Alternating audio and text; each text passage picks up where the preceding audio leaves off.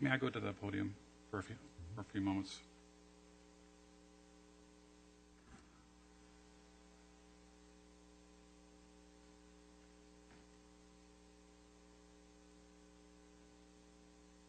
Mr. Chair, I'm going to do the best I can to compose. This is a journal that I hope everyone can see that talks about a group called Anonymous. And I want to tell you some of the things that these people like to expound on. And this was the motivation to bring this ordinance forward. But this is right from their own web material. They espouse Hitler. They espouse the desecration of 6 million Jews during the Holocaust. They believe that slavery, ma'am, you can be removed. This is not your time. Slavery, they believe, should be reinstated around blacks, never relax. This is on the web, my friends. And McDonald's, they believe they should charge a $1.50 surcharge if you're African American, Hispanic, or of Asian descent. With the Jews, you lose.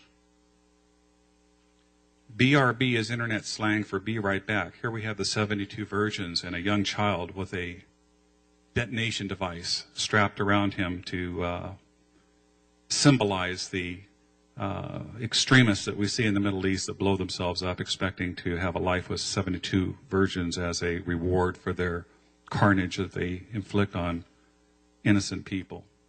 These are just some of the attacks on the Church of Scientology: 41 death threats, 56 bomb and arson threats, mailing envelopes with a power to resemble anthrax, 103 threats of other violence, 40 incidents of vandalism, including attempted fire to set the fire to the Los Angeles church, 3.6 million harassing emails, 141 million attempted attacks against church websites, an attempt to bring down those sites.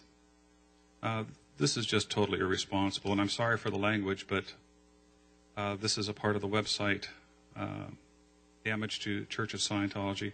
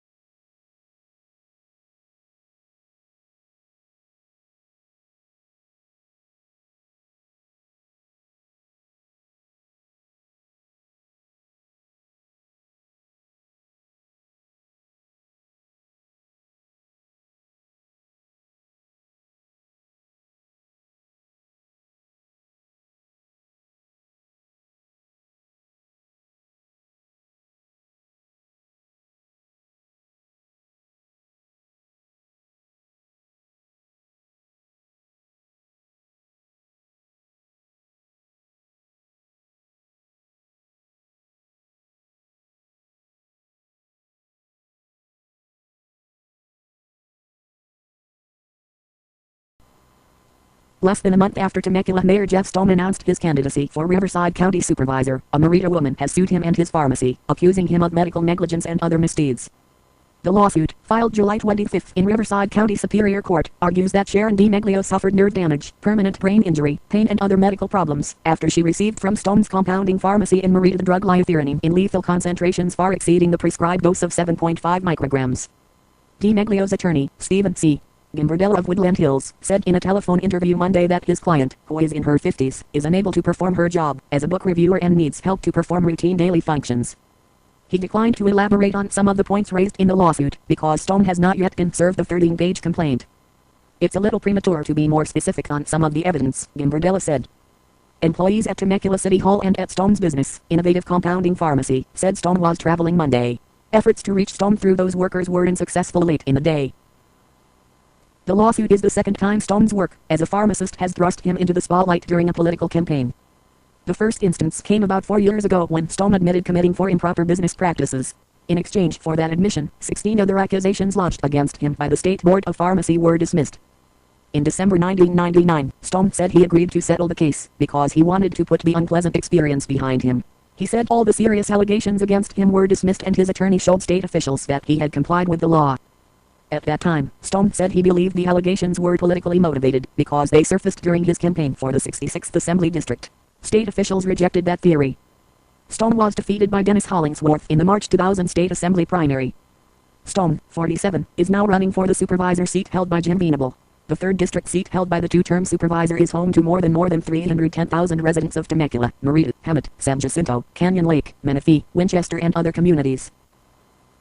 Stone announced his supervisorial candidacy June 28. The election is in March. Since the agreement with the State Pharmacy Board, Stone sold his Temecula pharmacy and opened the Merida compounding business that frequently sells specialized drugs that doctors prescribe to their patients. Liothyronine is a synthetic version of one of the 2 hormones secreted by the thyroid gland, according to information posted on the internet site medicinenet.com. The drug is often prescribed to people who do not produce enough thyroid hormones.